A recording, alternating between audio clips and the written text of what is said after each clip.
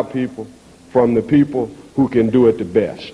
And we're fortunate tonight, and we want to come to our feet and welcome again the featured speaker of the night, Brother Otim Larib. Give him a black hand.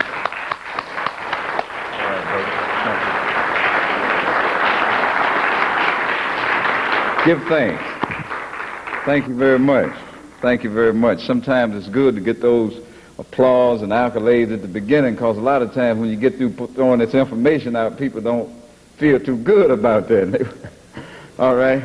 But giving thanks to the Creator and to our ancestors and to you for being out tonight, hopefully I can share some information with you that will do you some good, that can be a working tool as we sojourn here in what has been the hells of North America. We need all of the tools and all of the information we can get to work with, not just to listen to and feel good and shout about, but to do something with, to make a positive change in our lives, because we have gotten it. And my topic this evening, what I want to spin off from, because there are so many things that are relative, is the con in the Constitution, or the con and the Constitution, which is which. And this is what we want to examine tonight. I felt that it was appropriate to follow up with Brother Coakley the other night, who gave out some serious information, and just following up on what he said, not to reiterate what he said, but to build up on that, to give you even better understanding, those who were here. I chose this tonight. It's been rather revealing to me.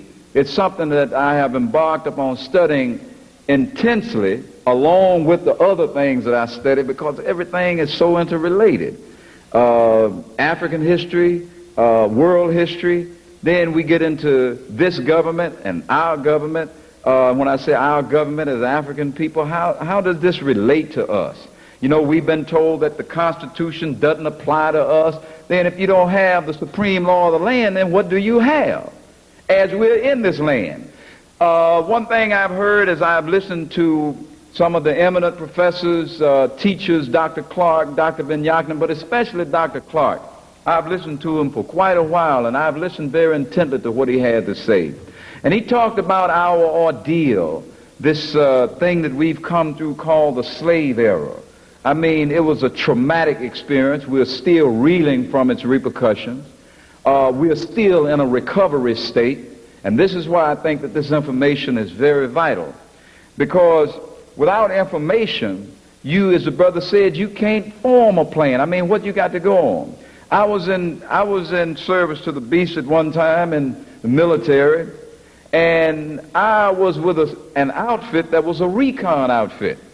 And recon is short for reconnaissance. And reconnaissance means information gathering. And they had an outfit, a unit, with no guns or anything. All they did was go out and get information. They had pictures. They had airplanes with pictures we call RF-4Cs, and they had high pans and low pans. They could get wide views, low views. But they had to have something concrete to take back so that the fellows with the muscle could go in and tear things up, you know, wreak this havoc. But they had to have that information. Before we can really do anything, before we can really strategize and formulate any plan of quote-unquote attack, you've got to have some reconnaissance information. The cavalry had them. They call them scouts. We have to go out and scout and know what's going on. We need to know who's who and what's what. And so tonight, I have some information that I'd like to share with you. First of all, I'd like to give some background, to make some preface remarks. I'd like to start off, and as I studied this information dealing with the Constitution and government, and as Dr. Clark said, as I started to mention a while ago, he always mentioned to say that we are a politically naive people. Now, I know if you got a voter's registration card and you vote every trip and you politically active, you don't think that you are. Well, you may not be.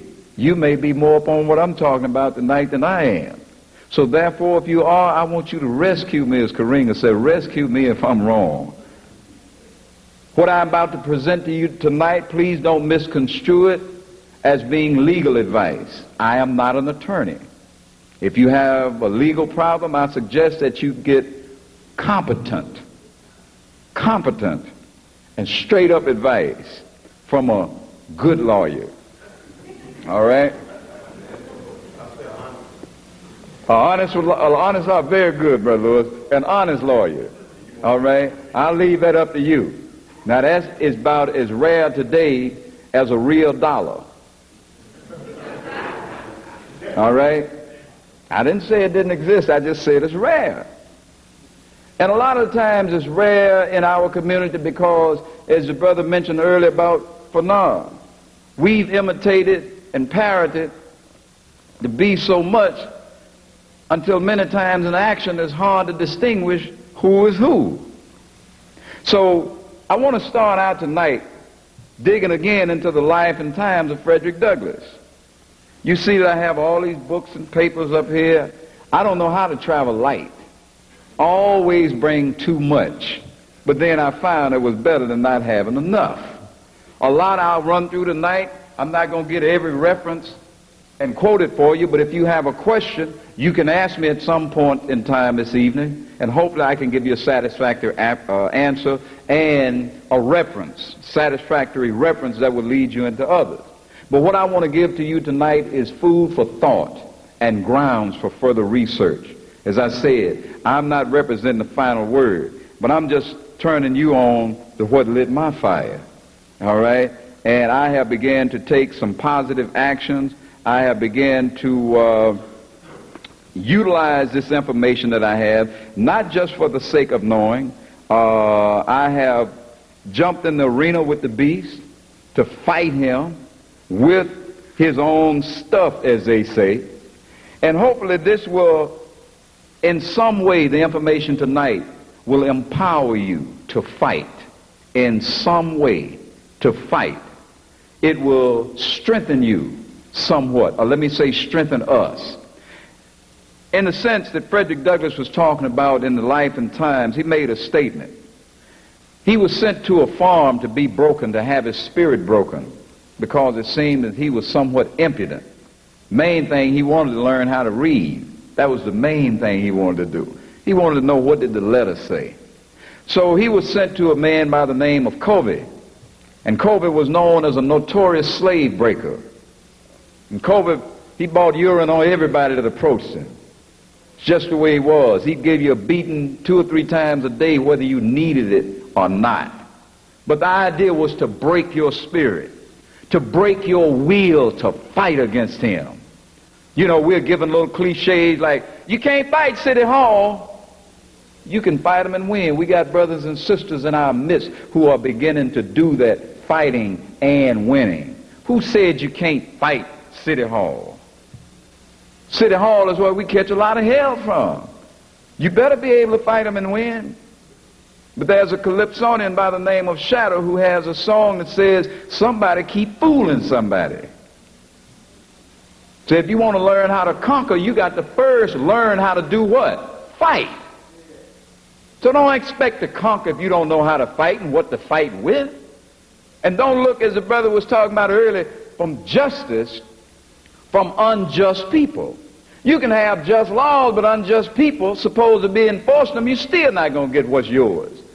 And if you're not belligerent enough to stand up on your rights, your God-given, your Creator-given rights. I'm not talking about any validation from any white people. What I'm talking about is natural things, natural laws. Okay? But anyway, Frederick Douglass he was sent to this slave breaker. And after several floggings, all right, he got tired of it. So Frederick Douglass ran away. But in running away, he really had nowhere to run to. He just ran. He knew he had to get out from under that beating so he could think. And after being in the woods for a while, and his stomach started suing his backbone for non-support, meaning that he was hungry, he said, well, it seems that if I stay out here, I'm going to die. If I go back, I'll die. So rather than starve to death, I'd rather take my chances going back and facing this beast. So he went back, and when he came up on him, Frederick Douglass realized that, hey, he had 2 hands, 2 fists, and he had just as much force and just as much power as any white man he ever came up against. The only thing Frederick Douglass was lacking, he said, was reading. He needed to know how to read. So when Covey came out and saw him, he had his whip in his hand and came out to give him a good beating. Frederick Douglass balled up his hand, and as we say on the block, went up on him, dumped him, got on him and started beating him. Then finally a brother came out of the house, what's usually called a house Negro. He came out and looked, and Covey was saying, yo, come over here and help me. And for some reason, the brother just couldn't understand him that day. He just couldn't get it. You know, he got to scratching his head and shuffling. You know, all I know is whatever he was doing, he was shucking and jiving, but he wasn't about to mess with Frederick Douglass because he liked what he saw. And then his sister came out of the house. He tried to get her to help him. She feigned ignorance, like she didn't know what was going on or what should she do, that they were so hysterical. And the whole while, Frederick Douglass was pouring the coal on him. He was whooping him. And what was running through his mind was that if I'm going to die, as Claude McKay said, I'm not going to die like hogs pinned up in some inglorious spot. But he decided to come out and fight. And for that, I was inspired. And after he whipped this white man, this slave breaker, he beat him so good until Covey got up and didn't even say anything to Frederick Douglass. For the whole week, the whole state, he said nothing further to Frederick Douglass until it was time for him to leave, and told him, don't ever send that nigga back here no more. You know, that was their jargon. But Frederick Douglass noticed something from that point. And he said in his autobiography, a man, or we'll say a person, but we understand that man means mind. A man without force is without the essential dignity of humanity. See, force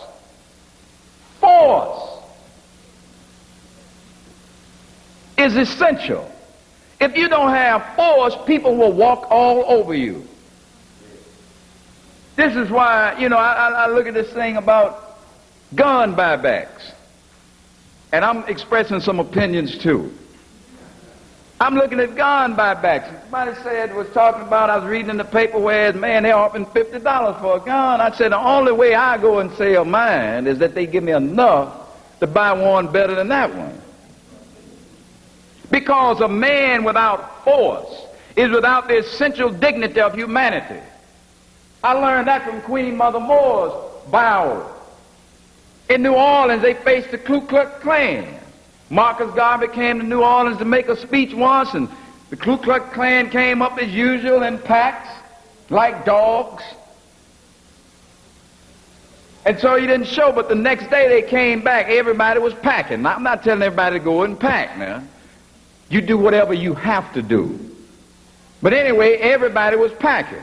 Queen Mother Moore said she had one in her bosom, one in her pocketbook. And when the Klan rode by, everybody just flashed. And they left.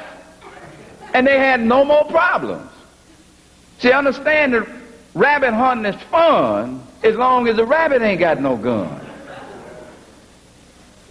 See, everybody coming to you with the law, putting the law on you, is fun to them and it's profitable for them. Because you don't have anything to come back with. And when you go to try to get some representation to come back, look like it costs you even more. And you wonder what is happening. This is the stuff we deal with every day. But we've got to be empowered. We've got to have force. So therefore it says that a man without force is without the essential dignity of humanity. Human nature is so constituted, it is so made up, that it cannot honor a helpless man. It will not honor a helpless person. It will not honor beggars. It will not honor weak, helpless people. So it says, though it can pity him. See, there's a difference between pity and honor. Honor endures. Pity don't, because he said, and even this it cannot do long if the signs of power do not arise.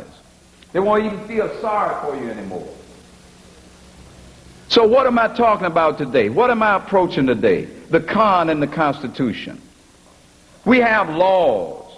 We deal with laws that affect our everyday life. We have lawmakers. We have legislators. We live in a governmental system that we have been inside of for a few centuries, and we still have not grasped how it really works. Because if we did, we would be a lot more forceful than we are, from my viewpoint, and from the way I think that this knowledge has empowered me. I'm not almighty now, but I'm a little more forceful than I was 6 months ago. And this is the way we all should be growing. We should see our lives progressing. That's what the beetle is about from ancient Egypt, the scarab beetle. It's about to become. We're not satisfied with just what we are, but we will look forward to growth.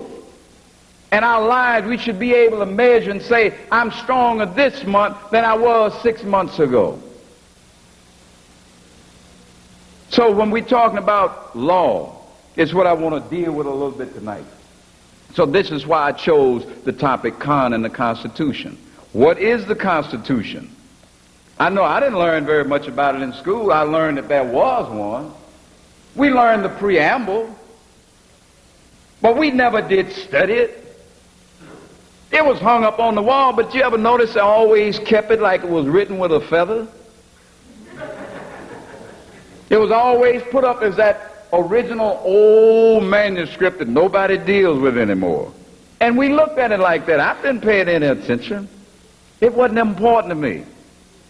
It seems that that would be stressed in school, but there's a reason why it was not.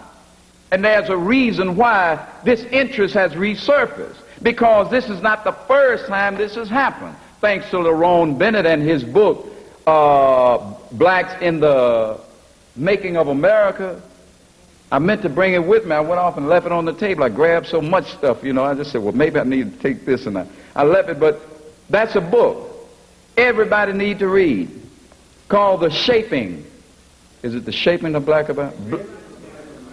The Shaping of Black America. Okay, I thought it was Blacks in the Making of America, but The Shaping of Black America by Lerone Bennett, the editor of Ebony Magazine, senior editor, and also he's written Before the Mayflower. And I had this book on my shelf about 6 months.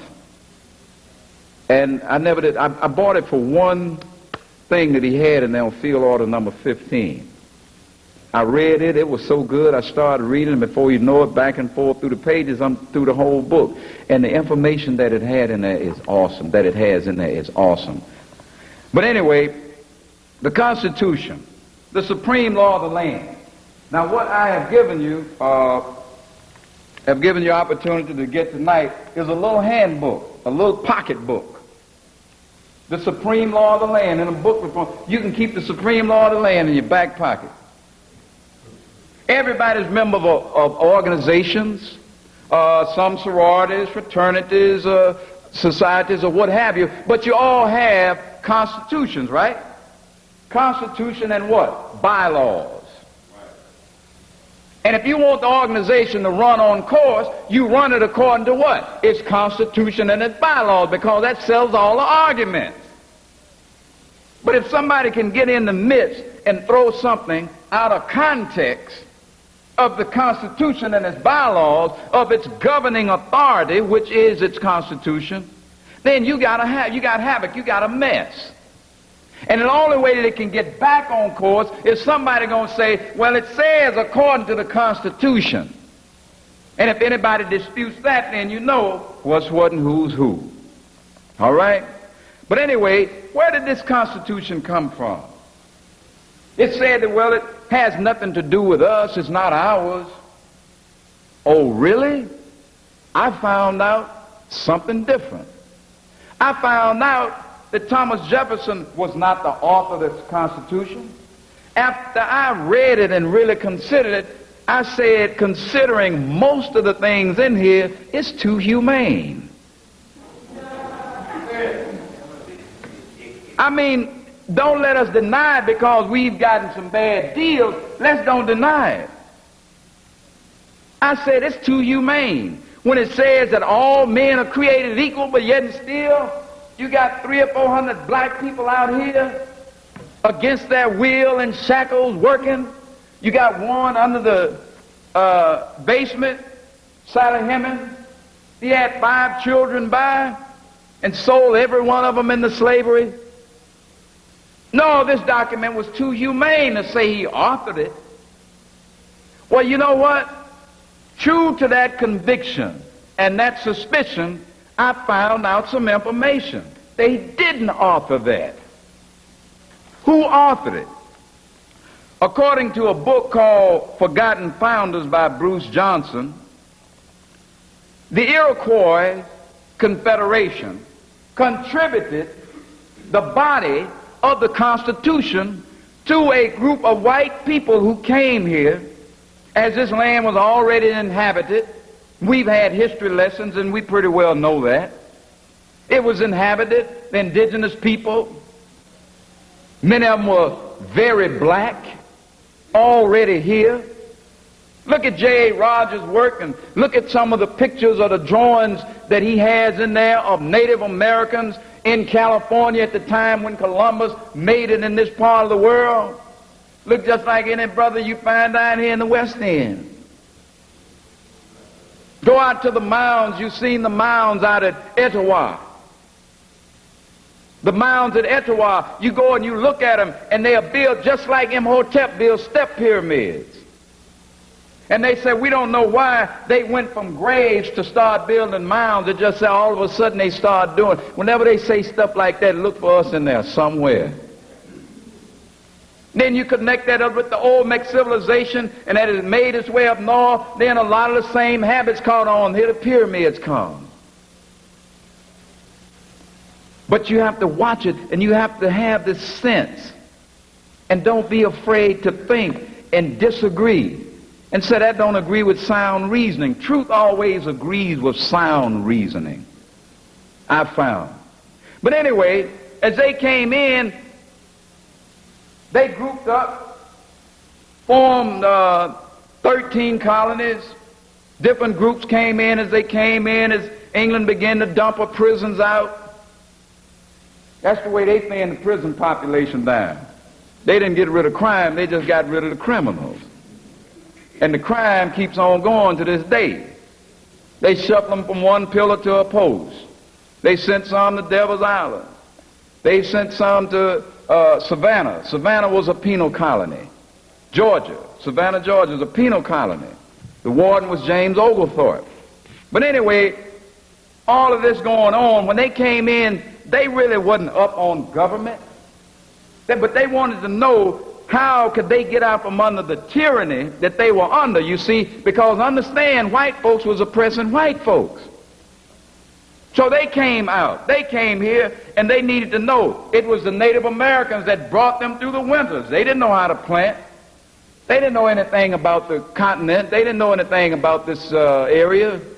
So they were sustained by the very ones that they called savages, by their humaneness, their kindness, their generosity.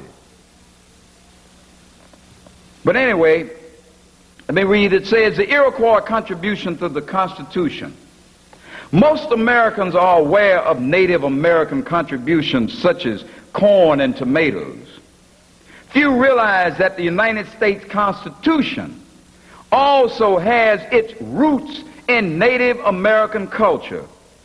In particular, the model of government developed by the Iroquois Confederacy of Nations. Now, where was the Iroquois Confederacy of Nations? See, when you talk about nations, that adds more grandeur than calling people by tribes.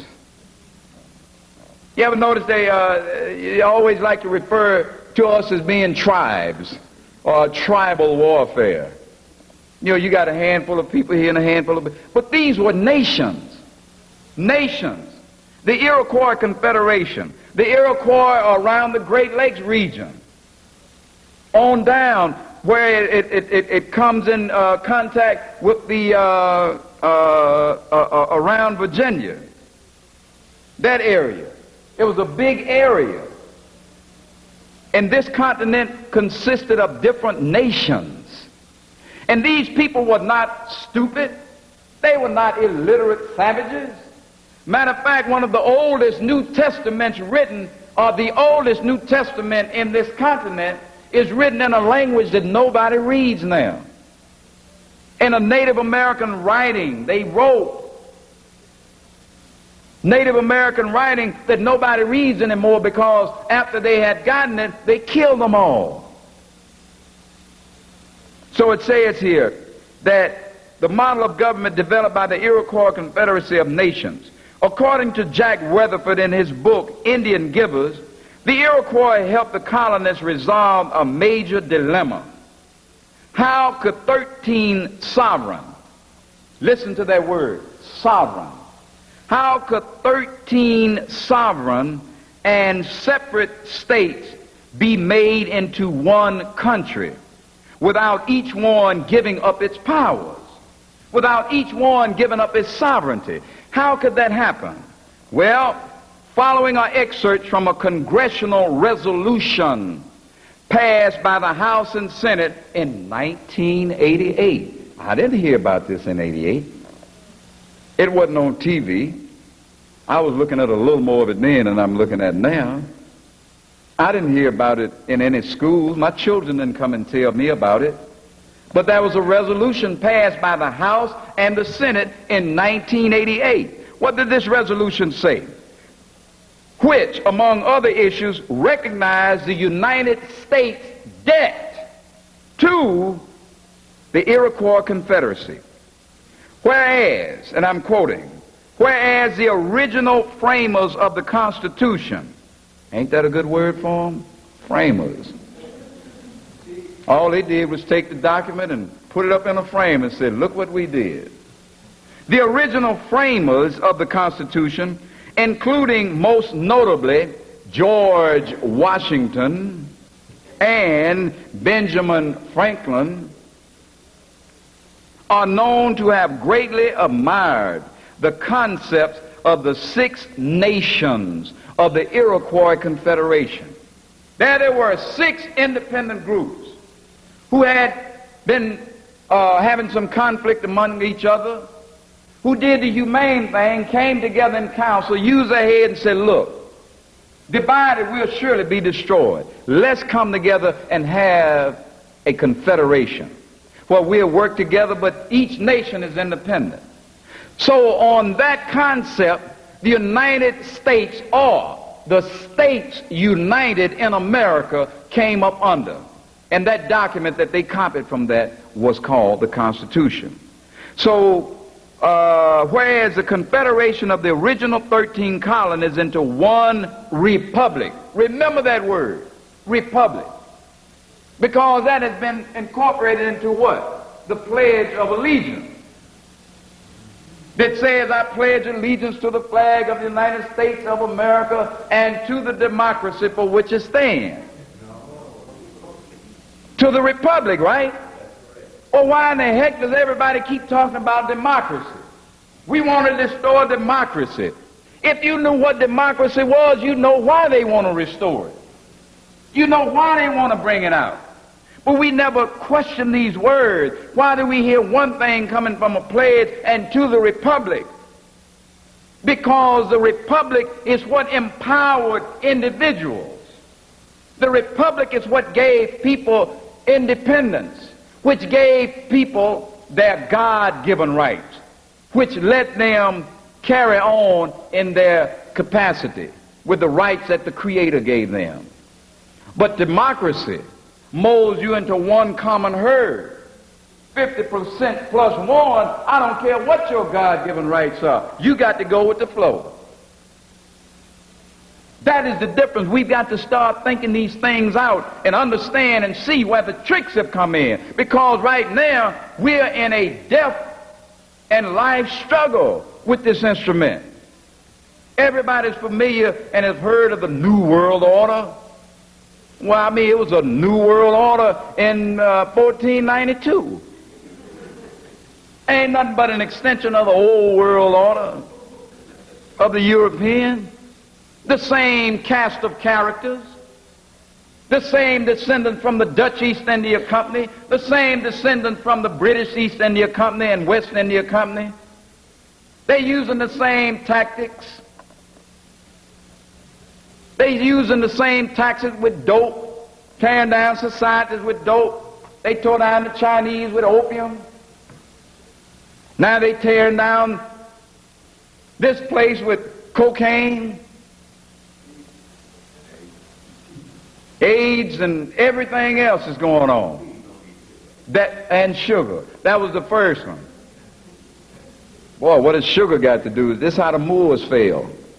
Moors were strong in Spain and in the Iberian Peninsula. They was carrying culture into Europe, raising the beast to walk on his hind feet, 2 feet. And all of a sudden they found something known as sugar and started feeding them. And it made them weak. And that's when they started getting up the courage and nerve to come down and fight them now, because they was latched on to a new fantasy. That's what he's talking about. But I'm going to leave that alone right now. I just mentioned it.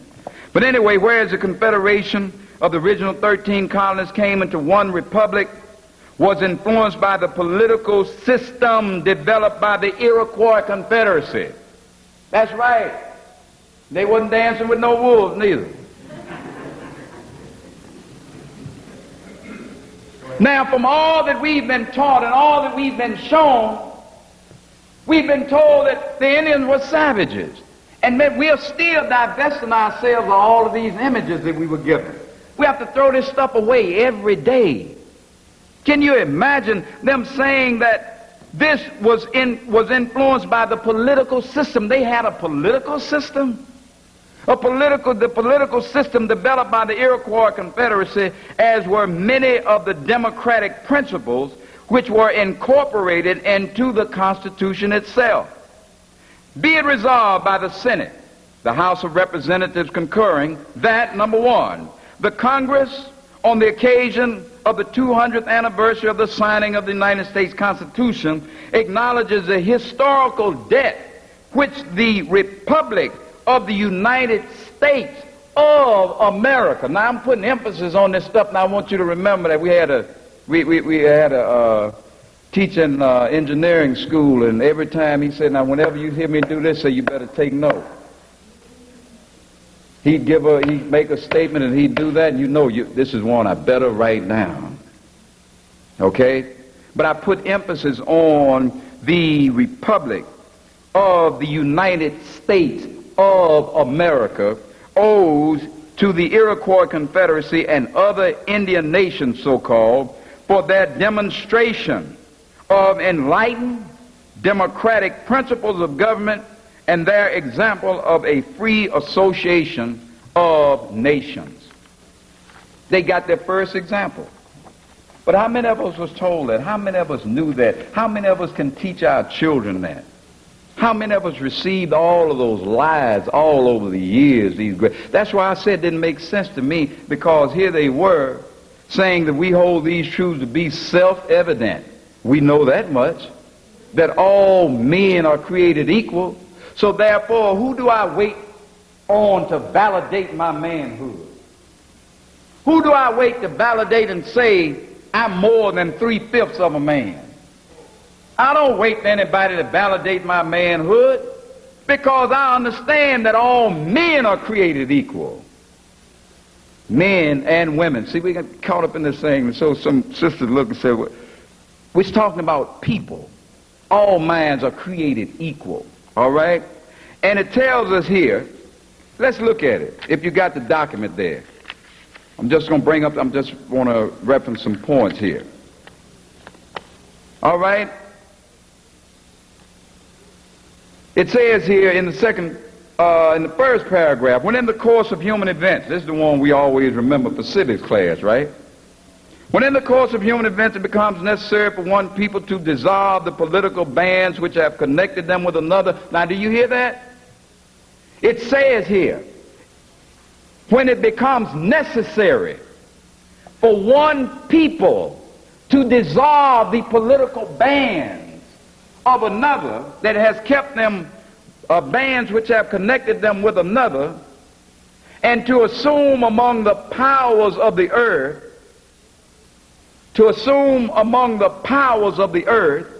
see, you have to take it all on yourself. This is what they did. They took it up on themselves. The hell they was catching in England, they said, this ain't hitting on nothing. So we getting out from under this. All right? So what they had here, they said, the powers of the earth, the separate and equal station to which the laws of nature. They didn't wait for anybody to validate what they did. They came up under the laws of nature. They came up under the laws of the Creator. And they asserted themselves. Say, hey, we're men too. We've got to take that same position again. We've done it before, now we've got to do it again.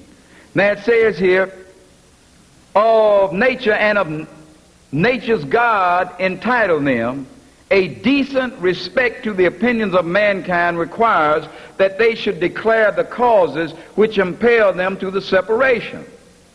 We hold these truths to be self-evident, and I hold them to be self-evident too.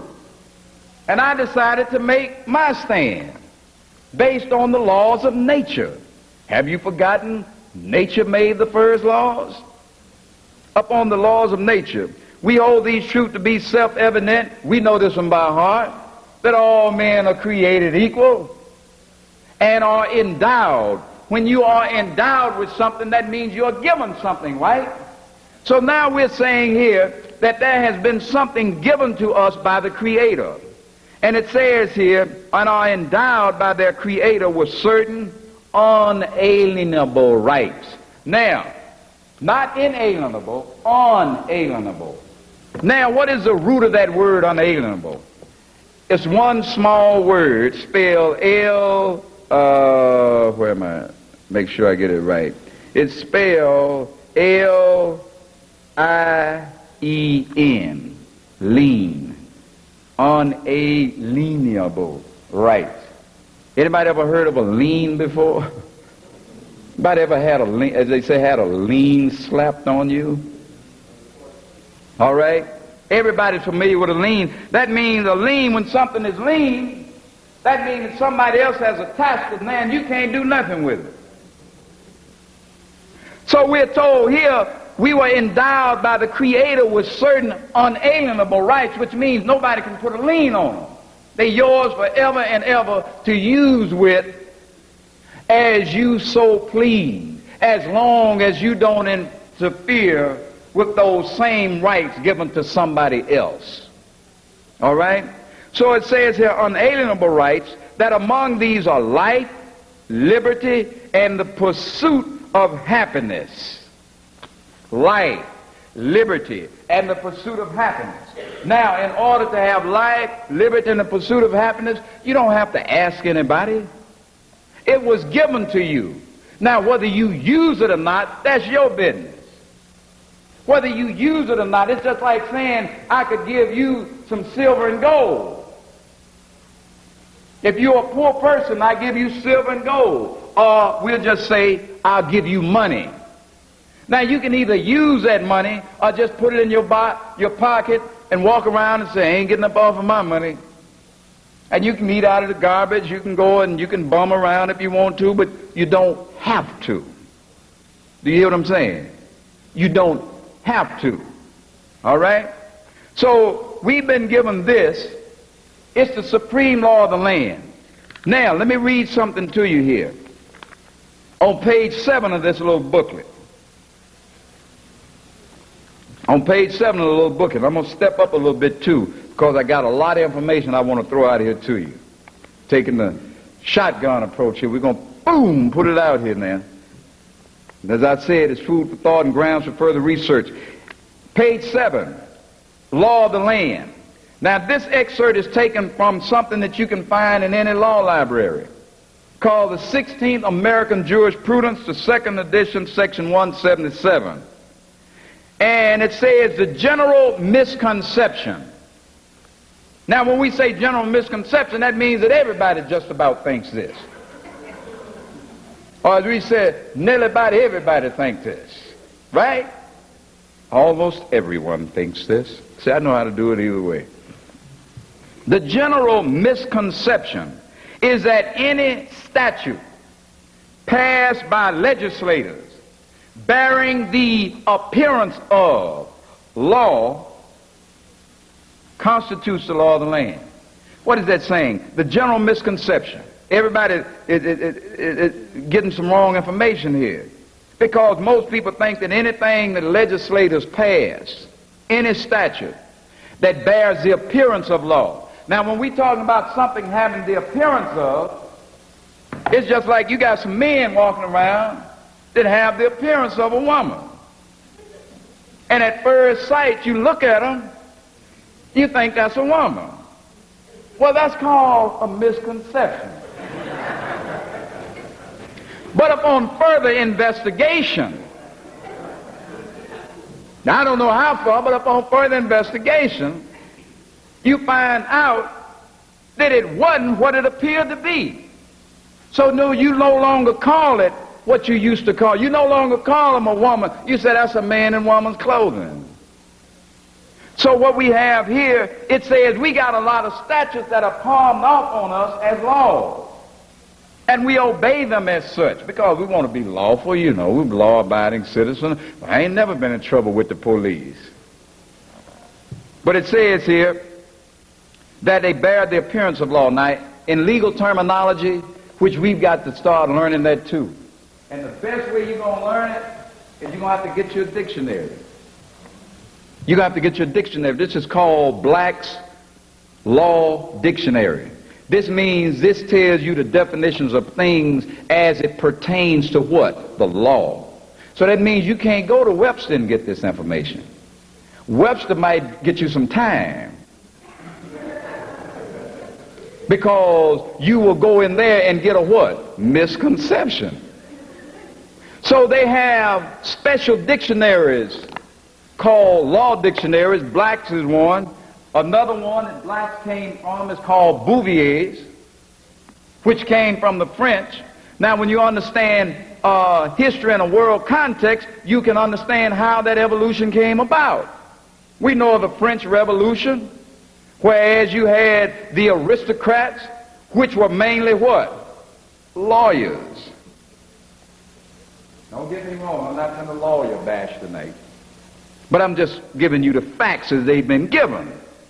The lawyers were the ones. They were the ones who were shuffling the paper and making the deals and the contracts and all, and people didn't know what they were getting into, and before they knew it, they had lost everything.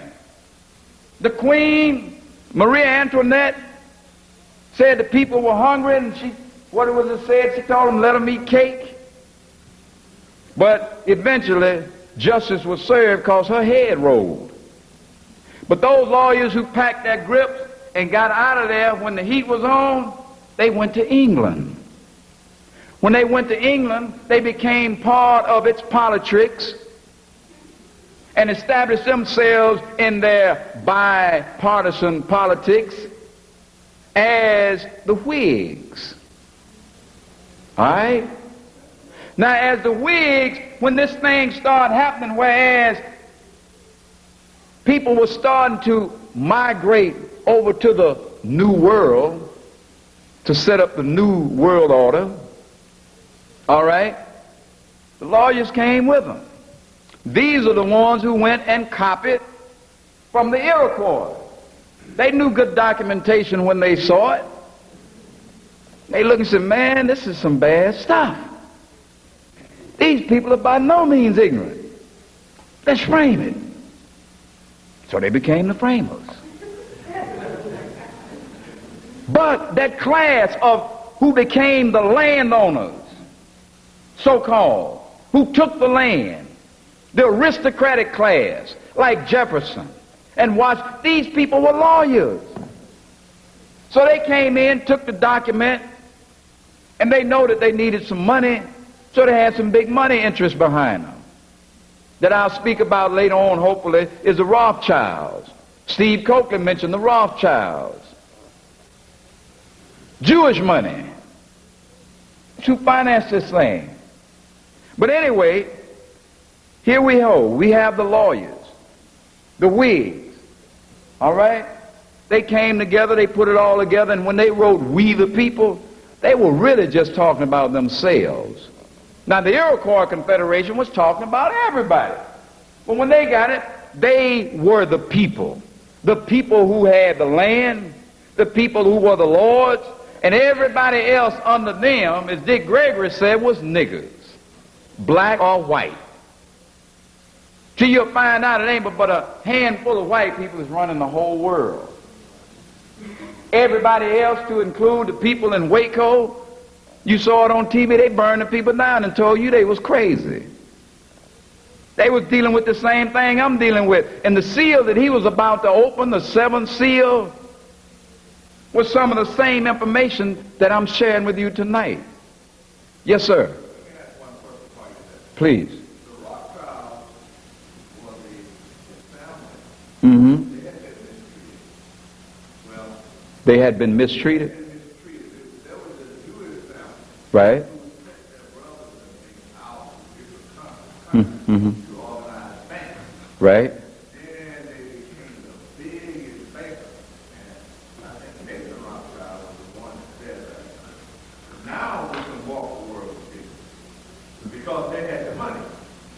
Well, the thing about it is how they got the money. Wasn't nothing godly about it at all. I said the way that they got money. The thing that I'm trying to say is Mm-hmm. that was his struggle. He saw his father being mistreated. So he said, well, now what we're going to do, we're going to send one brother here, one there, one there, one there, one there. And he was the head of it. Mm-hmm. It became the biggest bank. Mm-hmm. That they could rule all. They were the one that had the money. Mm-hmm. That's the reason why the Rothschild, you know. Right. Right. Well, I'm going to get into that and tell you how they got their money. All right? But not now. That's coming up. Hold tight. You got to make a few, pave the way here. But that's a good point. I'm going to bring that up. But anyway, let's deal with this here. It says, bearing the appearance of law. I told you about the lawyers who came here and everything, right? And anyway, lawyers got into making the law. Now, one thing is something that the first 13th Amendment, everybody familiar with the 13th Amendment? That's the one that says neither slavery nor involuntary servitude shall be prohibited, and so forth. But the first 13th Amendment was written to deny lawyers citizenship. Do you hear me? That was the first 13th Amendment was written to deny lawyers citizenship. Now, I know this is redundant and you know this, but I got to repeat it because repetition is the mother of learning. In a book called Why Bankrupt America, why is it bankrupt? They tell you about the first 13th Amendment. They also tell you about something that I'll expound on a little later called the War Powers Emergency Act, Trading with the Enemies Act. This affects you every day and you don't even know it. You may know it, but that's not general knowledge. And we've got to always think as a collective. If I know something, then it's incumbent upon me to reach brothers and sisters and let them know. So therefore, we can't assume that we know this. Because if we did, I think if we knew what to do, we would do it. But in Why Bankrupt America, you'll find that. So they wanted to keep lawyers from becoming citizens because they knew what the lawyers had done in France. So they said, okay, we'll do this. And if anybody come up, they cannot carry titles of nobility such as your what? Your honor. Titles of nobility such as esquire or squire, as they say in the country. And for the longest, I didn't know what a squire was. Brother, in South Carolina, they call him Squire James. And I never did look at it, and I found out they call him squire because he was an attorney. And a squire or esquire in Europe and England was what? A knight. He was a knight. He became a landlord. He was a knight. And so therefore it was a title bestowed upon them by nobility. So they said, hey, we don't want them in there because we know what happened the last time. That's, we running from that now. That was the first 13th Amendment. The third 13th Amendment was the one about abolishing slavery and involuntary servitude, which has some serious, serious implications. Involuntary servitude. But anyway, what had happened here, they made up a lot of laws, which are no laws at all. For it says the United States Constitution is the supreme law of the land, and any statute to be valid, that is to be good, must be an agreement. It is impossible for a law which violates the Constitution to be valid. So therefore, why would I send a brother to jail because he was caught with a pistol? Ain't done nothing to anybody. Weapons violation. How can it be a violation? How can it be against the law when the supreme law of the land says in this Article 2 or the Second Amendment that the right of the people to keep and do what? Bear arms shall not be infringed. They had these brought up like this so they could put a check on the government. Because they were well aware that power corrupts people. So we got to keep them in check, because if not, they're going to come back and check us. But we got to have government. So therefore, they said the right of the people to own or keep and bear arms shall not be infringed. We talked about an armed struggle. How are you going to fight an armed struggle with Janet Jackson tickets? Think about that. How are you going to fight a struggle? Do you know that there are people who are arming themselves for a serious struggle right now? Mostly white people. These people have armies, y'all. They got militias. I've seen them. I've been to them. I've looked in the midst of it. See, I got to know what's going on. They had Ku Klux Klan and everything out there. I told them to give me some of that information, boy. All right? But they had it. The militias, they getting them together, because what is happening now is that the law is being threatened from the outside. This is the last one to close down. So they can't close this country down without taking the guns first. Brother? Well, I tell you what, according to Samuel Yeti, I think he knows what's going on.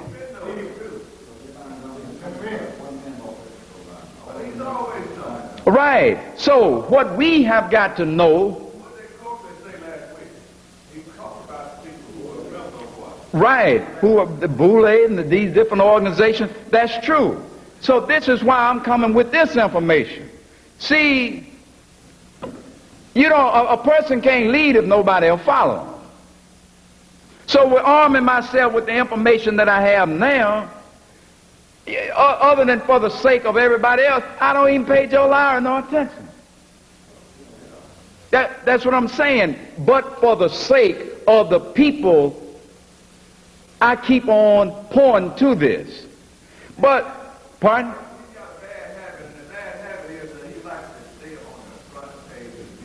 Right, and they'll give him that. He has a job to do. He's doing it well. But you can't perform a job like that on people who are conscious. See, it's a lost cause coming to conscious people like yourself. But then again, it's not enough of us yet. But the more information gets out, the stronger we become. Then we start holding these leaders, so-called, all right, hold them accountable for their actions. How can you come up and recommend a solution like this in the face of history? Evidently, you don't know history, or you know it, and you too want to suppress it.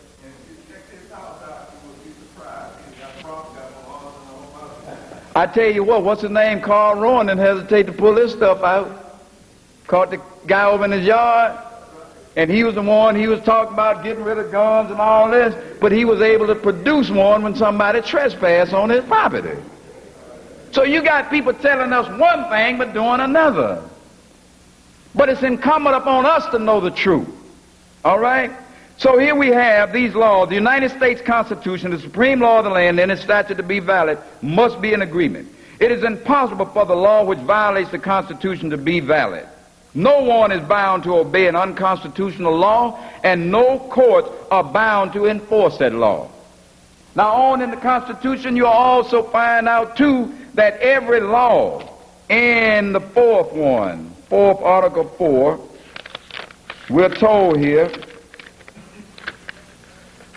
Article 5, I'm sorry, page 47, right quick, 47, the second paragraph, Article 5, it says here, Article 6, that's what that is. I was looking at one over here, Article 6, I'm sorry, Article 6.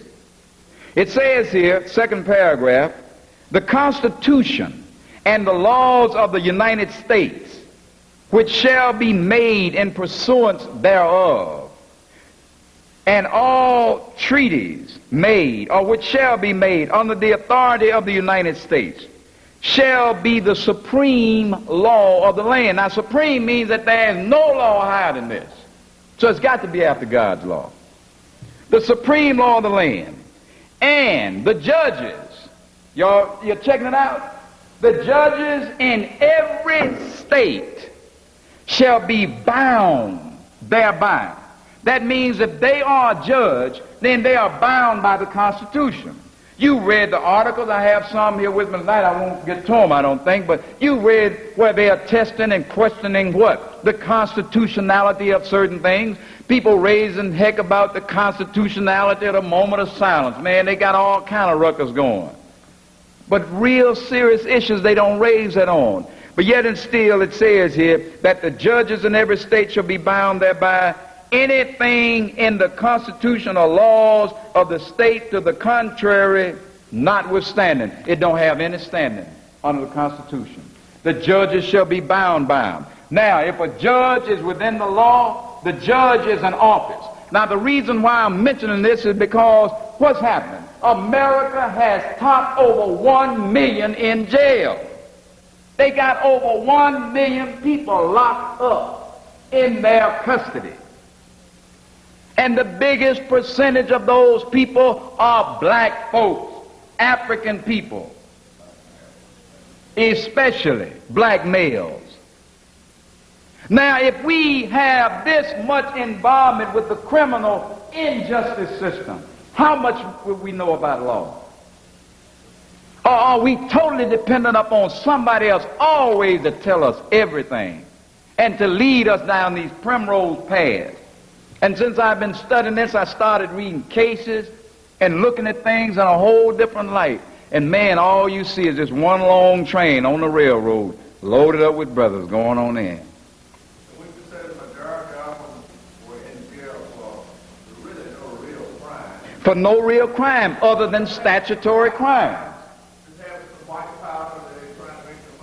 Well, the thing about it, understand, under the Constitution, every man has a right to make a fool of himself. That's what liberty is about. You have a right to make a fool of yourself as long as you don't infringe upon the life, liberty, and property of other people. That's when you've stepped the bounds and now you are outside of the law or an outlaw. As long as when you go before a court, number one, it was supposed to be a constitutional court. But something happened. And I'm trying to keep some order here where you can follow me. It's necessary that I read all of this for you. Because I'm going to show you the difference between the con and the Constitution. All right? Now it says here that all of the judges, and it says the senators and representatives before mentioned, and the members of the several state legislatures and all executive and judicial officers, both of the United States and the several states. Now that sounds like two different things, right? The United States and what? The several states. All of this means something, all right? It says here, and all both the United States and several states, shall be bound by oath or affirmation. Oath or affirmation. Oath or affidavit, as they are called. Whereas one swears out an affidavit or he swears out an oath, and that oath is to protect and defend the Constitution against all enemies, both foreign and domestic. Now, everybody's been going after the foreign enemy, but nobody deals with the domestic enemy. Okay? So it says here, to support this Constitution. Now, every judge is supposed to have filed with the clerk of court every 6 years his oath of office, swearing that he will protect and defend the Constitution against all enemies. Protecting and defending mean I'll follow this Constitution. Now, that filing is supposed to be open to public scrutiny. If he doesn't have that oath filed, then he is operating outside of the Constitution, outside of the law, and whenever you are out of the law, you are called what? An outlaw. All right? Now, if he's an outlaw, did anybody check to see if the judge in O.J. Simpson's case had filed his oath of office, because he clearly violated the Constitution when they got the evidence without a search warrant accompanied by a sworn affidavit? Outlaw. But what do we know? We watch it happen anyway. Outlaw. Now, if you don't have the law to protect and you can't stand on the law, then we just in a lawless society. And everything goes. Did you know that I bet you the majority of brothers and sisters that are locked up right now, if they had knowledge of the law, they wouldn't be there. All right? But anyway, to get on to something else, where is the other con? And I want to share this with you because time is running. I know I got more information than I got time, but I want to give something that's relevant to you. All right? What was another trick that they played? Let's come here and read in Article 1, Section 10. This is the one that really lit my fire. When I found this out, it led to everything else. As a nation of people, African people within the United States of America, we talk about building our economy. We talk about the black dollar. We talk about turning that black dollar over. My first question after I found this out was, what is a dollar? Which was answered through this. We very seldom ask this question. I ask people all the time, what is a dollar? Money. Well, let's check this out. Article 1, Section 10. Article 1, Section 10, page 39. It says here, no state shall enter into any treaty, alliance, or confederation, grant letters of marque or reprisal, coin money. That's when they took away the state's right to coin money, and it all went over to the central government. Emit bills of credit. What is a bill of credit? Well, some of us got them in our pockets right now. Bills of credit, and make anything. Here's the clincher. Watch this. Make anything but gold and silver coin a tender in payment of debt. Pull a dollar out right quick. Pull a dollar out right quick. I'm going to show you the con. Another one of the cons. This stuff affects us every day. Anybody affected in here by economics? Well, pull that dollar out to know what's happening then. A so-called dollar. But I want to show you another con. And like I say, I'm sharing this information for thought and for further research on your own. It says nothing but gold and silver coin. No state shall make anything but gold and silver coin a tender in payment of debts, right? But we are told over here on this money, so-called, take a dollar, and it says over in the left-hand side, above the alphabet, the letter designating which banking family it came from, this note is legal tender for all debts, public and private. That's the biggest lie that has ever been told. This paper is not legal tender. It is accepted as such, but via definition, it is not legal tender, because the supreme law of the land, it says what? Only gold and silver coin can be used in payment of debts. Now I'm going to show you what happened. All right? Everybody in here remember silver dollar, right? You remember silver dollar? We used to call them bow dollars in Texas. But you had 5 or 6 of them in your pocket. That's when you had some rain. You could go ahead and put your hand in and rattle your change. Big old silver dollars. I have some at home, and every chance you get, I advise you to get as many of them as you can. But anyway, you have these, and they are called at the top what? On the money you got in your pocket, on the dollars. Just look at it. Know what it is. A Federal Reserve note. Now, number one, federal gives the implication that it's governmental. Am I not right? But the Federal Reserve is as much government as Federal Express. It's not government at all. All right? So what we have against the supreme law of the land, you read this, you'll find that only Congress has been empowered with the right to coin money. But this has been delegated to a private corporation called the Federal Reserve. Now, number one, it is not federal. There is no reserve because there is nothing being saved up for you. Because if you look on that paper, you can't go redeem that for nothing. It's like a bad check. And the only reason you are using it is because everybody else is using it. Well, everybody else doing it must be all right. Now this stuff is catching up with them right now. So what do we have? It says Federal Reserve, and then it says what? A note, right? Now, does everybody in here know what makes a note legal? A negotiable instrument, a note, like a promissory note? A note is an instrument of debt. You have house notes. Can you spend that? No. You have car notes. Can you spend that car note? That costs you. Now they're giving you a Federal Reserve note. Can you spend it? Yeah. I got some here. That's all you got. But is it legal?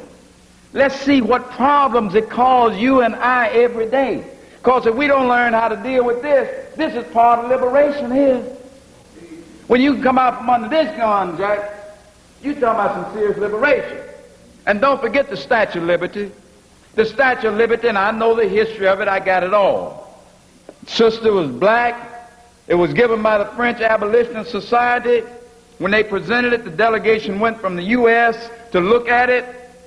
They saw it was this sister with an upraised hand with broken chains, and they were celebrating the Emancipation Proclamation, and that was a gift commending the United States for emancipating the people.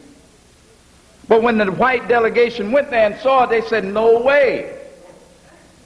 You're going to have to change this tune. So they told us to light it. It took them 15 years to raise the money to build a base for it.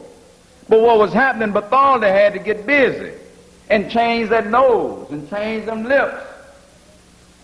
And when he did, he used his mother for a model. And the original black appearing statue can be found in the New York Museum of Natural History, I believe it is. But the model of it about that high. All right? Now, what happened here? The Statue of Liberty was remade, and it has in her right hand what? A torch, and in the left hand a what? Book. Nobody knew that was the book of law. And that light represents knowledge, light. And the book of law, and if you don't have this, you're in the dark and you don't know the law, you don't have any liberty. That's the sign right there. Having the light and the law, knowing the deal. So what happened here, getting back to here, a Federal Reserve note, before the Federal Reserve note, you had silver certificates.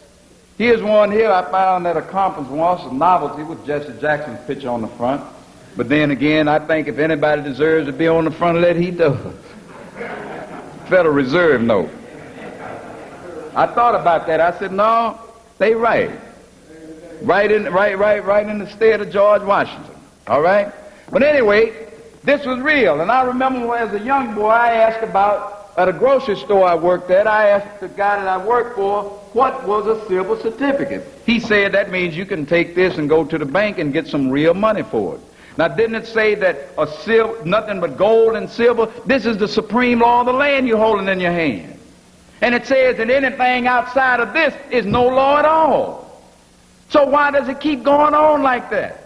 Because nobody has challenged it. And you know they say when the cat's away, the mice will act like rats. So you won't watch them? They'll do whatever they want to. A silver certificate. A certificate certifies that something is what it is. Now, a silver certificate, it said, this certifies that there's on deposit in the Treasury of the United States of America $1 in silver payable to the bearer on demand. Now, what does that mean? That means you could take the paper which represented the money. This is not the money. The money is the silver and gold, that which has intrinsic value. When you take the money or the paper we have now and say go and buy a cup of soup, or you go buy a tire for your car, what have you, you are getting something with intrinsic value for absolutely nothing. And there's going to be some people going to be caught with these things, with these Federal Reserve notes. Right now they have a public law, a public ordinance called PO 100-690. And you can get this. Call your congresswoman, Cynthia McKinney, any of these people in office, call them and ask them for PO 100-690. And what it tells you about how they are devaluing the dollar now, that's why gold is going up, and pretty soon there's going to be an international dollar. You've seen the S with the two lines through it. Well, they just cut the loop off of the bottom where it used to say US. But now you only have one S, one line through it. All of the typewriters are changed over to the one line. The new agreements and contracts will have the one line S. IS stands for international script. Now you're going to have to trade this currency that you have now over. And it's already been laid out. It's already, in the PO 100-690, where the exchange rate will be 6 to 1. That means if you have $600, when you go to exchange it for the new money, you will have $100. Oh, they've been going through that. This is the last one. This is the last one they're trying to close out. Now, that's why they got to take the gun. This is why they got to create the scenarios. And all that's done according to something known as the Hegelian principle, after the philosopher Hegel, who said you have a thesis, antithesis, and synthesis. Bringing them both together. You create a problem, one of which you already have the solution. And the solution is the program that you wanted to implement anyway. But if you'd have done it without the people calling for it, that would have been some serious suspicion. So now you've got to create a serious problem. Number one, this, as far as money is concerned, this represented money. It couldn't be the thing that represented. What is a dollar? A dollar is a unit of measurement, according to the Coinage Act of 1796. When is the last time anybody read the Coinage Act of 1796? Many didn't even know that there was one. But what does the Coinage Act do? It tells them what money is supposed to weigh. Because it's gold and silver, you got to go by weight. A dollar equals to 371 1/2 grains of 0.99 fine silver. If you don't have that, you don't have a dollar. Now, whether fortunately or unfortunately, I don't know, but we have a Federal Reserve Bank in Atlanta. Major hubs have Federal Reserve banks. There are 12 major hubs, and there are 12 Federal Reserve banks. Why do you think the Olympics come in here? Think about it. Brother Coakley told us the other night, Project Clear. They got a plan, whether you ready for it or not. All right? So what they have here, pardon? Yes, some of them, a lot of them coming, going to stay. All right? So what they did, here's one of the cons, they made the silver certificate to say, okay, you can go and exchange it for the real money. But wasn't it kind of awkward to have, wouldn't it be easier to carry a $100 bill than 100 silver dollars in your pocket or in your pocketbook? It could get pretty heavy, couldn't it? Well, they knew that was going to be a serious convenience. And after a while, as people pass it around, they won't notice whatever the changes are as long as they can get the goods and services that they want with it. This is the way Rothschild made his money. His name was Mayer Amschel Bauer. Lived in Germany. He was a coin dealer, and he also struck coins for people who bought their gold in. He also stored and kept gold and silver for people. As they came in, they would give him their gold or silver. He would take it and write them out a script or a receipt for it. And after a while, the people would start passing the receipts around. If they went to get a wagon wheel or something and say, hey, look, I want that wagon. Take this for it. This is, I have gold with Amschel Bauer. You just take this and redeem it. He'll give you the gold for it. And they would take it to him and he would give them the gold. But after a while, it became so convenient just to pass the money till the notes never came back to him. And the people left the gold there. And he saw that, hey, if they'd got this much confidence in the paper, let me hang some scripts out there. I'm making it simple now. You can read all about it. You can read all about it in this book by Eustace Mullins. Steve talked about it another night. Secrets of the Federal Reserve. This is the stuff that's killing us, y'all. It's killing white folks. Matter of fact, why you think they crying, hoping for black folks to come help them out? They did it in 1890. Read Lerone Bennett's book. You'll read where they had the Populist Party, and the whole issue of the Constitution came up again because that was the last defense, and they stopped it with it. So what they did, he said, hey, these people ain't bringing this paper back. I'm going to hang some out here. And before you know it, he had paper everywhere. And finally, he became so wealthy. And you know what? This is still going on today, and it's called fractional reserve banking, where the Federal Reserve is giving banks the authority, so to speak, to loan from 10 to 26 times the amount of money they say they have on deposit.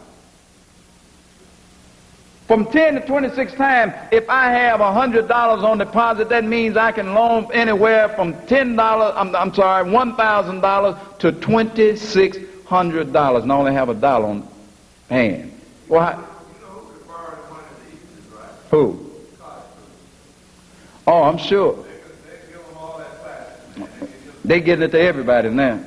But anyway, what happened is that they set up this system, all right? He started hanging this paper.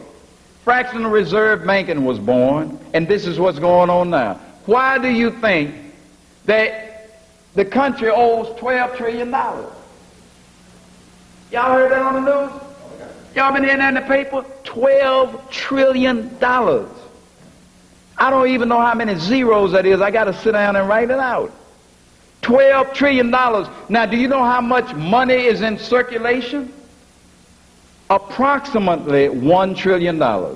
Last I read exactly was 600 billion in ones, tens, fives. That's why they have serial numbers on them. They know how much is out there. They know how much paper they hung out there. Now, if you only have $1 trillion, that means you can take all the money in the United States of America, take it to whoever these folks is that they owe $12 trillion to.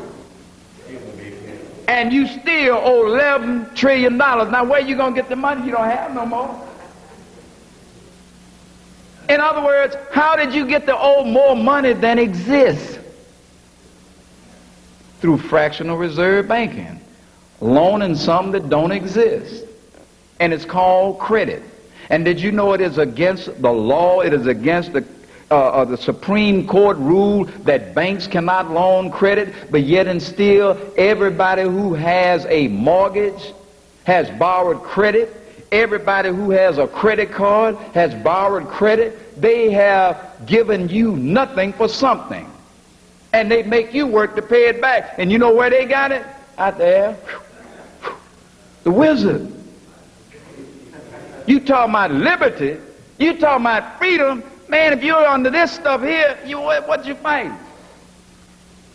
We got to know this because this is where we live. This is what we deal with every day. We said we want to build up our economy and our community.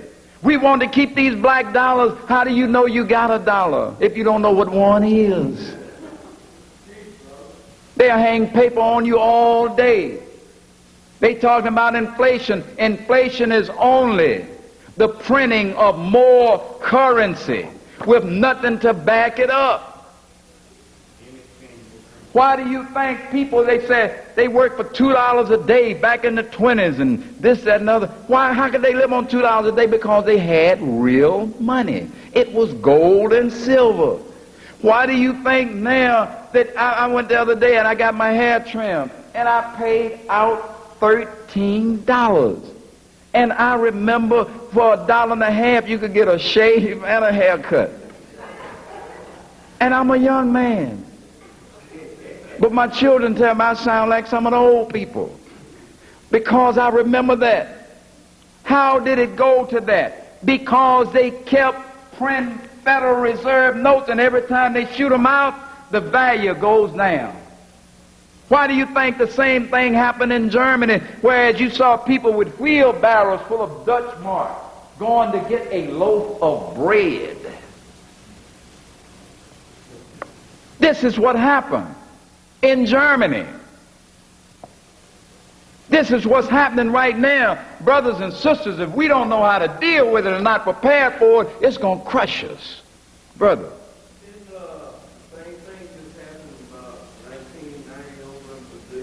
Same thing happened. Matter of fact, we watched another piece of information. Everybody know Pele, right? Yeah. The brother, that world famous soccer player, brother flip up in the air and kick balls.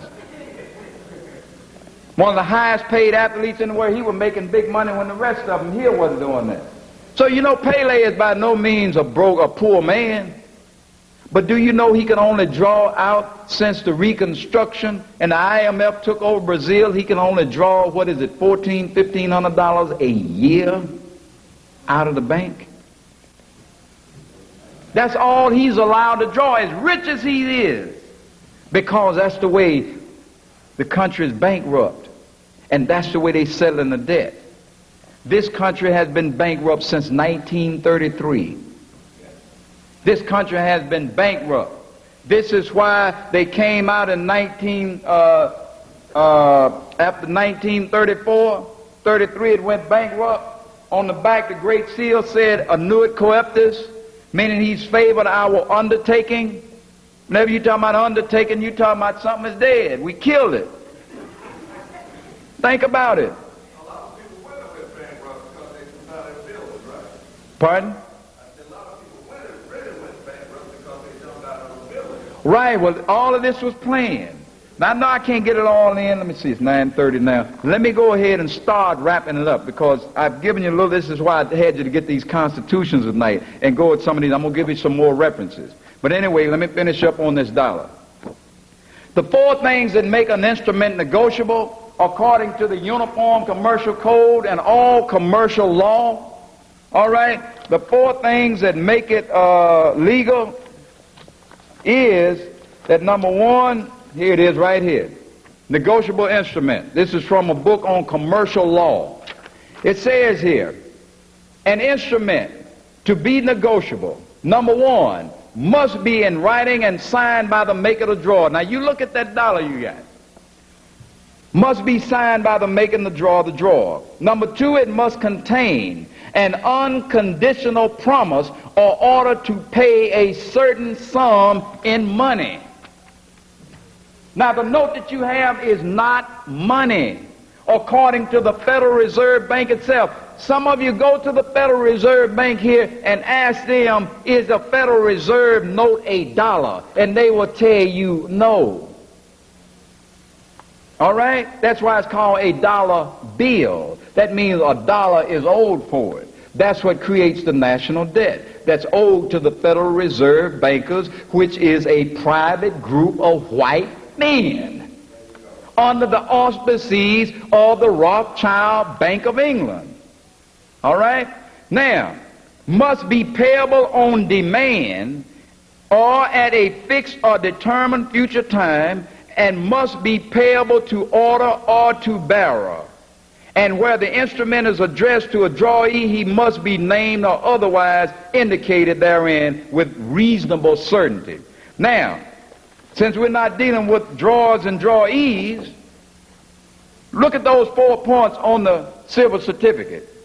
It must be from somebody, it must be in writing and signed by a maker of drawer, signed by the Treasurer of the United States and the Secretary of the Treasury, double signature. We got that there. Must contain an unconditional promise to pay a certain sum of money, payable to, bear on demand, $1 in silver, which is 371 1/2 grains weight. By the way, that's why they put the little markings on the ridges on the back of your coins, the edge of the coin. That wasn't just for you to feel them. When they were silver and gold, people would take knives and scrape the edges of them. And you get a pocket full of coins and you scrape the edges on every coin to come through your hand, you'll wind up with enough shavings to make another coin, and you've in essence gotten something for nothing. So to put that in check, they put minting marks on it. That's what the ridge is on the back for. But you don't have silver and gold. All you look at all these coins now, they either nickel or a big penny covered with nickel to make them to appear silver. That's the con, not the Constitution. Do you hear me? That's the con, not the Constitution. Now, and finishing up here, it said it must have an unconditional promise to pay, must be payable on demand. It said paid to the bearer on demand. Does yours say that? You don't have nothing. You can't redeem it for nothing. You can only exchange it. And you can't pay a debt with it. You can only discharge it. You can't pay debts with nothing but silver and gold. And then it says here, it must be payable to order or to bearer. So we got all 4 of those on these. You know, the one you have now, it says at the top, Federal Reserve Note. It didn't say of the United States of America. It said the United States of America, very deceptively. All right? Then you go down, it says $1. It didn't say payable to the bearer $1 in silver. How much is $1 in silver? 371 1/2 grains of fine silver. You don't have that, you don't have $1. What happened to it? They took it away. They sold it all. They sold it to the banks of England. The silver and the gold is in the New York Federal Reserve Bank. Some white men took it all. And now they have given us paper called Federal Reserve Notes. Now, that's a privilege that we exercise. When we use these Federal Reserve Notes, we are exercising a privilege. A privilege is man-given, not God-given.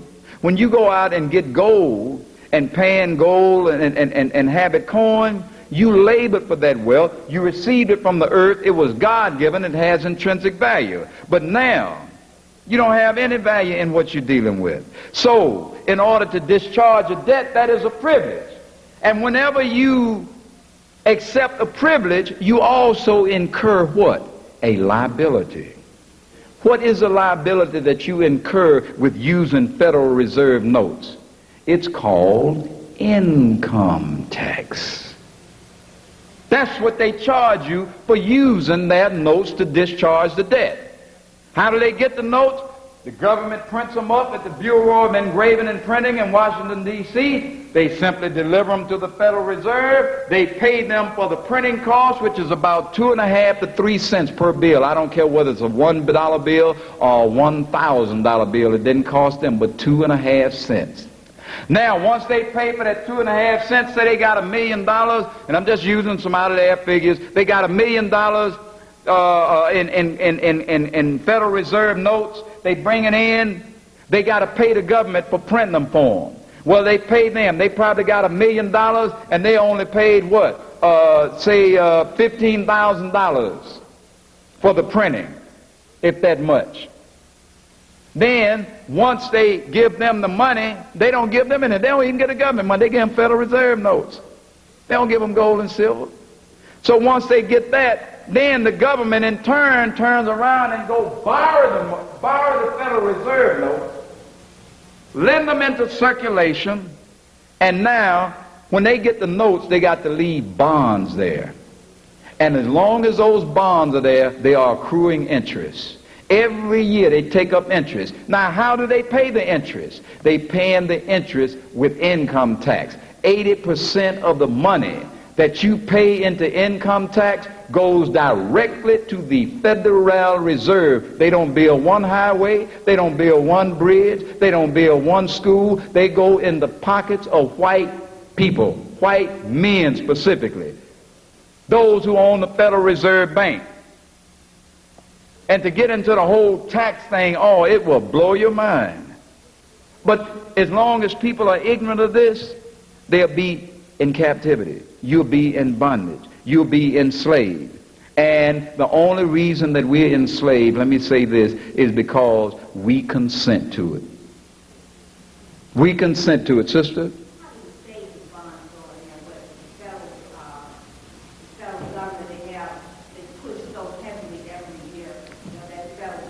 Right, the federal bonds. What happens with the bond? Right, savings bonds. What happens with the bonds? See, saving bonds came out during the same time that income tax came out. War bonds, they call them, to help the war effort. But right, they had bonds. They had stamps.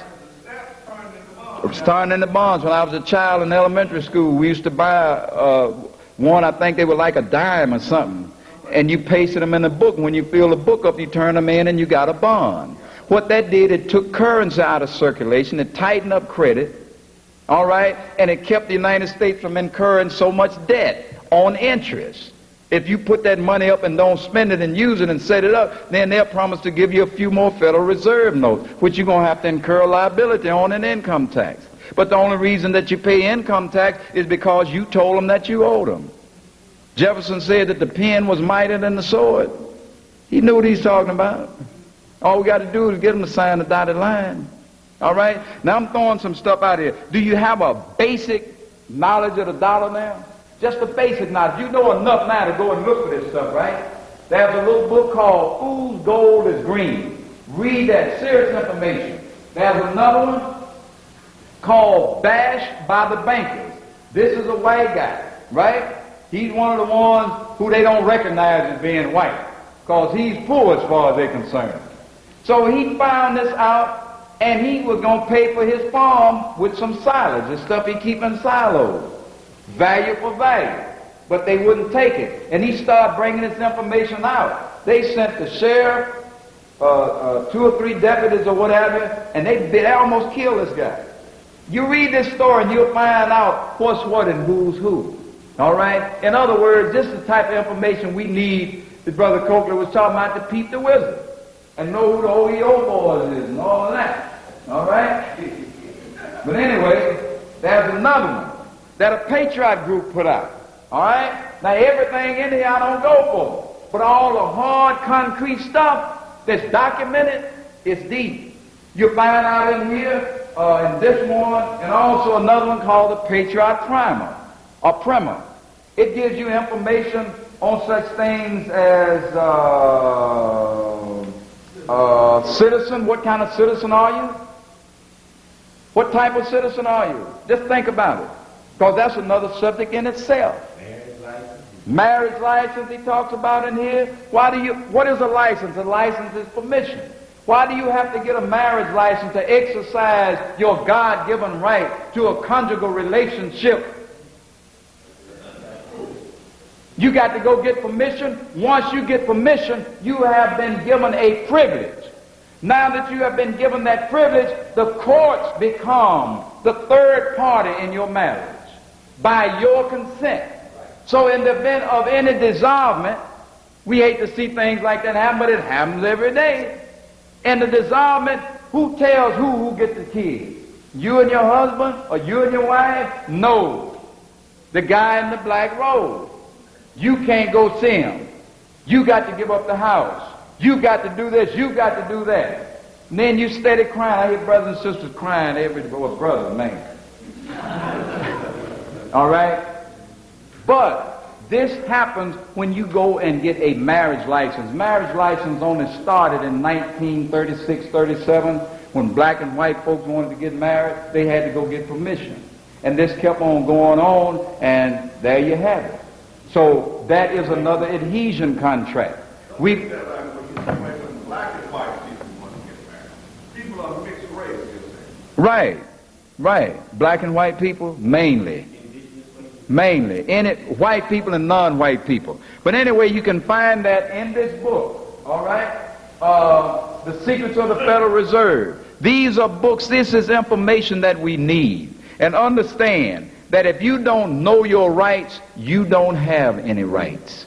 Okay? And let me say, do we have time for a question or so? I'm gonna wind down now, and let me entertain a question because I can answer something directly better than I can keep building on it. I just want you to state to them about the birth certificate under the child's name. Mm-hmm. It does not say citizen or individual. It says son. Explain to them about the Department of Human Resources, about the bond. That's another lecture, brother. I'm gonna let you explain all of that. Yeah, but what it is, these are all nexuses. These are all nexuses. That is, things that connect you with the federal government. By the way, let me finish showing you. Let me show you one more thing. You remember I read a while ago where they talked about the several states and the United States? These are two different things. Let me show you what the United States is, right quick. Very simply put.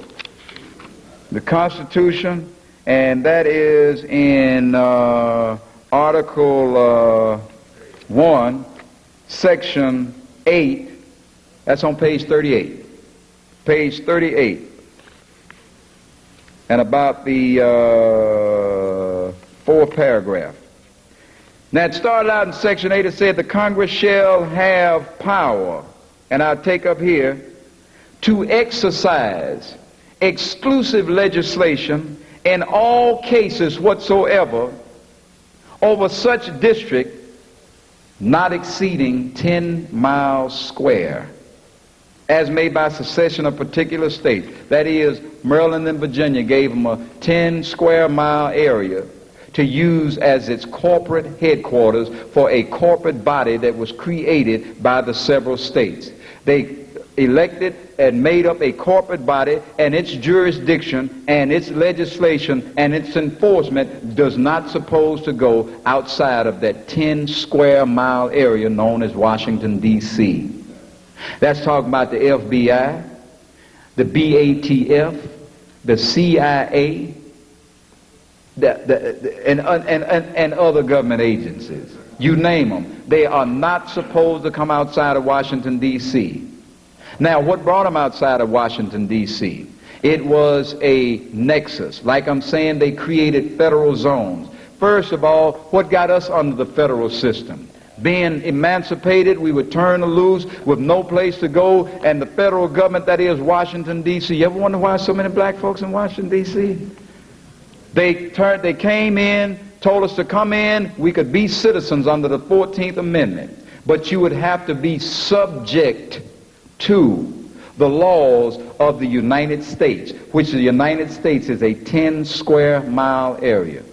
Brothers and sisters, this is much deeper and it's much more involved than what I have given you here. But hopefully I have given you some food for thought and grounds for further research. Was there one more question? Anybody have a question?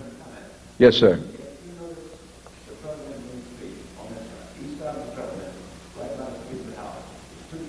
Two fascists, right. It's been a fascist nation. But number one, do you know what a fascist nation is? That's something else. You know, I'm gonna lighten up here now. But fascism is when big business run things, simply speaking. Simply big business run things. That's fascism. You know, we think about Benito Mussolini and all and so forth. There's a lot of killing going on. But fascism is simply when big business runs things, corporations.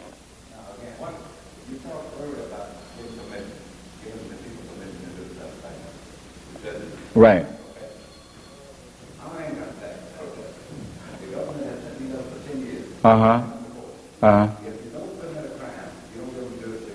Right.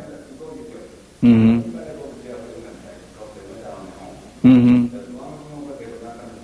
Mm-hmm.